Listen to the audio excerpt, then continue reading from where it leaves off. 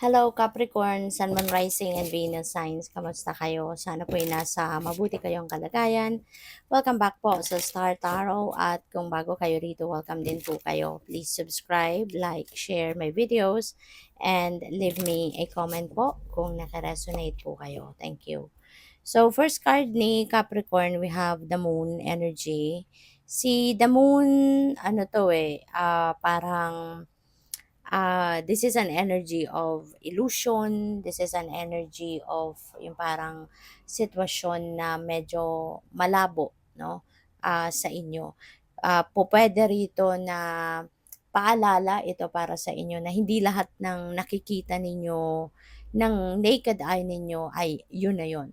No? Not everything that you see is that's all about it, no? Paalala ito sa inyo.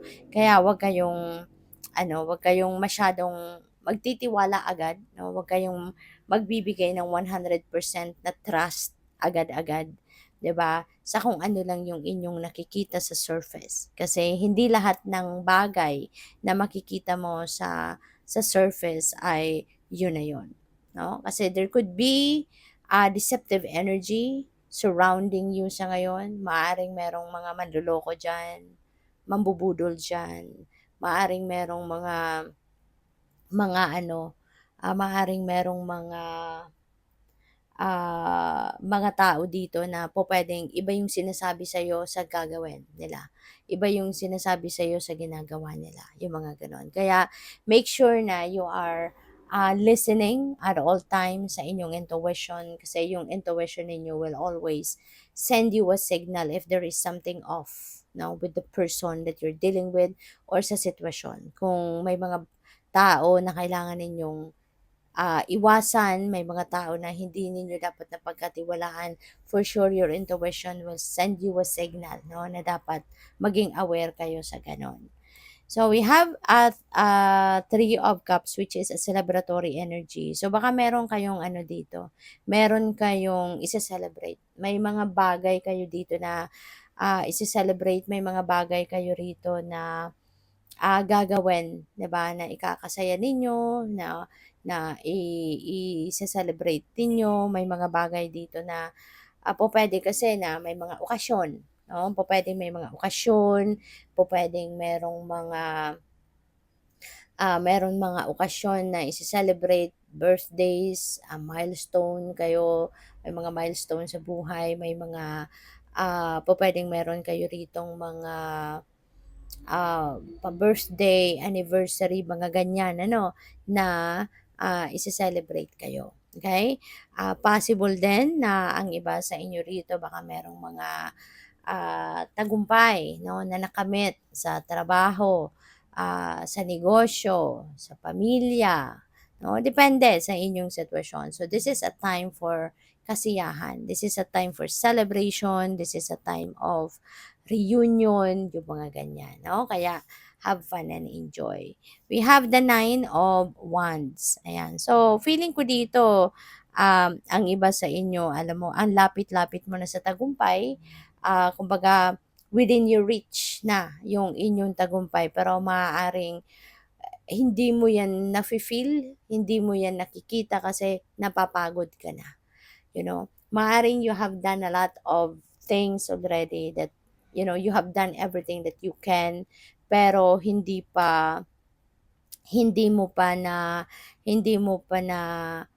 nakikita man lang or naaaninag, 'di ba, yung sitwasyon na talagang aanuhin mo na siya, yung bang kukunin mo na, 'di ba, yung tagumpay. Kaya parang papagod ka na, nasasawa ka na, maaaring gusto mo ng sumuko, 'di ba? Pero alam mo, ang lapit-lapit mo na sa tagumpay, 'di ba? Ang lapit-lapit mo na sa tagumpay kasi ang Nine of Wands na 'to, ang sunod nito is Ten of Wands which is nandodo'n na yung supposedly finish line mo sa kung ano man itong bagay na pinagkakaabalahan mo, 'di ba? Kaya hindi ito yung hindi ito yung period na magandang isipin na mag-give up ka. Kasi in the first place, ang dami mo ng ang layo na narating mo, ang dami mo ng nagawa, ang dami mo ng nagastos. Kumbaga, tapos ngayon ka pa ba susuko? Ngayon mo pa ba ito i-gi-give up? Ngayon mo pa ba puputulin, 'di ba, yung mga bagay na na ginagawa mo para dito. Kasi konti na lang eh.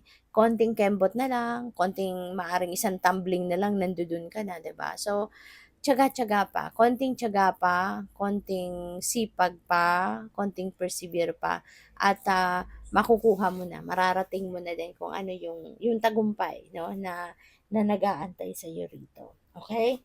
So, tignan natin kung ano pa ang ganap. And by the way, maraming salamat for subscribing. And if you haven't subscribed yet, subscribe na kayo. And also, maraming salamat din for not skipping the ads. Malaking bagay po yan sa akin. And also, please click the join button sa baba ng video kung gusto po ninyo na mag-join kayo sa membership. Okay? So, nag-fluctuate yung ilaw, no? Nag-iba yung kulay ng ilaw natin. So, ayan. So, we have a time for healing. Ayan. So, this is a time of healing. Maaari na maaari ng iba sa inyo, yung nagiging obstacle ninyo sa buhay sa ngayon is siguro kung ano yung nangyari sa inyo in the past. Kung ano yung mga experiences ninyo in the past, maaring yun yung nagiging sagabal sa buhay mo sa ngayon para na mag-continue ka, 'di ba? Para na i-continue mo yung lahat ng ginagawa mo. Kasi maaring may mga naiisip kang eto tulad nito, 'di ba? Baka kaya nagdadalawang isip ka ng tumuloy or ipagpatuloy ito kasi siguro naaapektuhan ka ng kung anong yung naging experience mo in the past, 'di ba? So maaaring 'yun ang parang baka ganito na naman, baka matulad sa gano'n, 'di ba? Yung mga ganyang pakiramdam siguro yung nagkakaroon, no, ng pakiramdam na ganyan ang iba sa inyo. So, tama na, 'di ba? So, tama na kung ano man yung nangyari sa inyo in the past. Sana hindi na kayo maapektuhan pa ng sa ngayon ano sa disposition ninyo, sa mga decision making ninyo sa ngayon. Kasi tapos na 'yun eh. Just carry the lessons that you have learned there, 'di ba? Dito sa present life ninyo, sa present moment ninyo, 'di ba? Yun yung lessons na lang. Pero kung ano-ano pang related doon sa inyong nakaraan, sana iwanan niyo na 'yan behind you. Kaya nga time na para mag-heal na kayo, time na daw para na kalimutan mo na kung ano yung inyong nakaraan so that you'd be able to move on with your life. Makapagsimula ka na din ng bagong buhay na talagang, clean slate, no? Yung sisimulan mo. Okay? So, we have it's time to take action. Ayan. So, kung ano man itong iniisip mo, ano man itong pinaplano mo, 'di ba? Alalahanin mo na kahit gaano kagandang plano, kahit gaano kagandang idea, kung you're not going to put them into action, walang mangyayari, 'di ba? It will remain to be in your mind. Kaya kailangan na aksyonan, gumalaw ka na, aksyonan mo para na makita mo na sa realidad mo, ma-experience mo na sa realidad mo kung ano man itong mga ideas mo. So, what else? We have prosperity lies ahead. Wow, napakaganda. So, mag-take action ka na kasi meron nag-aantay na prosperity sa'yo.